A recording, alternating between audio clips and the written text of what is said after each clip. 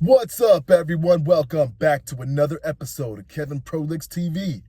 Boy, do I got one for you. Spooky time.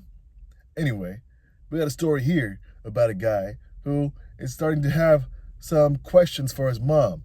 Things aren't adding up, and he's wondering how she could be in two places at once. Anyway, here we go. My mom swears she tucked me in last night. I live alone. I'm in need of some advice, but I don't even know what kind of help I should be after. It started about 3 weeks ago. I get a call from my mom on a cold Monday. We talk often enough, and a phone call from her isn't a strange occurrence at all. The only really strange part about it was when I was on the clock at my job. I'm a nurse, so she usually would only call if something was important. I picked up the phone, fully expecting to hear someone had died, only to be greeted by her familiar, gentle voice. She was casual, sweet, just asking about my day. Don't get me wrong, I love my mom, and I like talking to her, but I was at work, and it was a very busy day. I tried to be polite and excuse myself and get back to what I was doing. Before I could hang up, she said something that caught me off guard. I'm glad you're sleeping better. You look so peaceful. I was caught a bit off guard by this, you see. And I'm in my 20s, and I've lived alone for almost 7 years. But what's more, my mom lives about 200 miles away from me, and I don't think, and didn't think much of it at the time, but as the day went on, and for some reason, it bothered me much more and more. After my shift, I called her again, and again, she began a casual, cheery conversation with me. What she said earlier was burning into my brain at this point, and I had to ask her what she meant by that.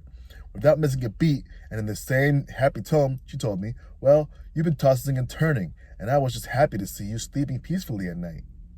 I didn't know what to say. I asked her if she was making a joke. Her response sounded just as confused as I was. She told me that she had tucked me in last night. I didn't want to start an argument. My mother is not young, and there is a history of degenerative brain disease in some of our family. I was worried that maybe she was sick. I changed the topic again to her day and finished what turned into a relatively pleasant conversation. Given the earlier confusion, I texted my brother immediately. He lives in the same town as my mom and told him to check on her. Ever since then, I feel like I've been losing my mind. At first, I began to notice the smallest things, tiny instances that aren't as they should be.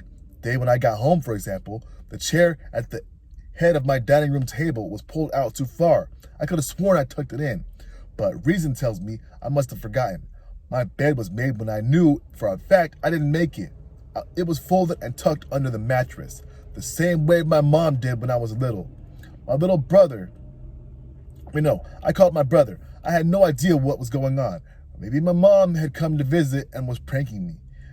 It was unlike her, but what else could it be? He told me that he had just had tea with her. It was getting worse and worse.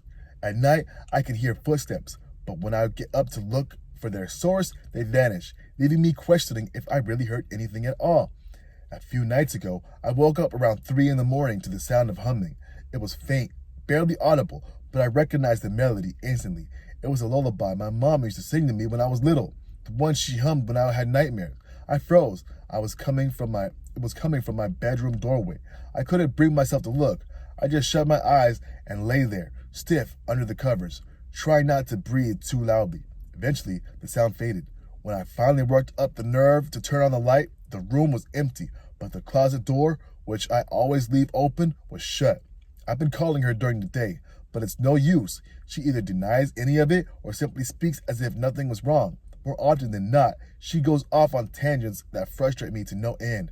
I even recorded our last conversation, thinking maybe I could catch something, some slip, some change in her voice that would make sense of this.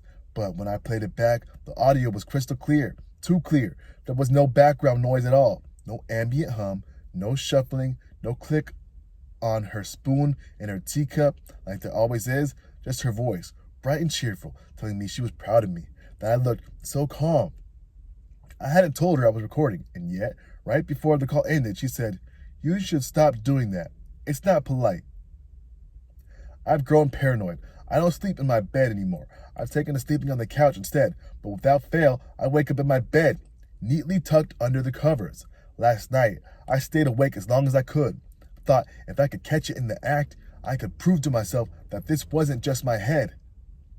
I don't remember falling asleep, but I remember waking up, and I remember the hand that pulled the blanket over me. It wasn't hers. It was colder, thinner. The fingers were too long, and they didn't tremble the way hers used to. When it touched my forehead, there was no warmth, just a kind of presence, like it was memorizing me. I kept my eyes shut. I don't know why.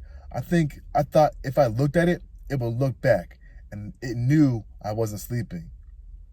But I couldn't explain it. I could feel that it knew. It leaned closer. I could feel it, the weight of it, pressing into the mattress beside me, slow and deliberate. The weight of it made the sound it made was low and wet, and thick saliva pulling apart in strands. Something dragged across my neck. Not fingers this time, something softer, frayed at the edges. Maybe hair? But it smelled like meat left too long in the sun. Then it spoke. You don't cry anymore, not like before. Its voice was trying to be hers, but it wasn't right. The words came out broken, halting and slow, like someone reading phonics off of a cue card. And underneath it, something else breathed, something heavier, labored, excited. I opened my eyes. There was nothing there, but the blankets were rising and falling beside me like someone invisible was still laying there, mimicking my breath. The indentation in the mattress was fresh, deep, and smeared along the pillow next to mine was a thick, dark streak, brown, red, and rotting at the edges, like old blood mixed with dirt. When I looked back at the mirror, there was something sitting on the edge of the mattress. At first, I thought it was her. The hair was the same length, same part down the middle, but it was patchy, thin and coarse in some places, clumped like wet straw in others. Tufts were missing altogether, exposing skin that looked stretched, like burlap pulled too tight over something that wasn't a skull. It tilted its head again. The motion was jerky, like a puppet on tangled strings. Then, slowly, it began to turn. I didn't want to see. Every instinct screamed at me to look away, but I couldn't. The face that met mine in the mirror was something trying to be my mother. It had her eyes, at least. It had eyes where hers used to be, but they were cloudy, too wide like glass marbles pressed into soft clay. The nose was flat, crushed like something broken and reset wrong. The mouth was the worst part. It stretched too far like it had been cut at the corners. The lips were split and scabbed, peeled back in a way permanent smile was showing rows of tiny, baby-like teeth, dozens of them, too white and too clean. It was brushing its hand across the pillow, slow and tender. And then it looked up, not at the bed, not at the mirror, at me, and it smiled. I backed away from the mirror, heart pounding so loud I could barely hear myself think. I didn't want to see it anymore. I didn't want it to see me, but I couldn't look away. The thing on the bed tilted its head slowly, like it was curious. Then it raised one long, shaking arm and waved. I turned. Nothing was there. Then, when I looked back at the mirror, it was gone.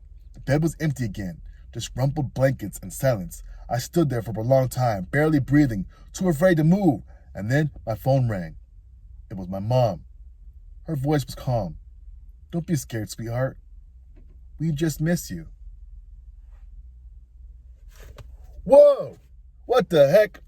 Got goosebumps. What the hell? Anyway, that was a good story. What do y'all think? Woo! Anyway, if you like stories like this, make sure you like, comment, subscribe, and share. Let me know down below. Anyway, I'll catch you in the next one. Peace.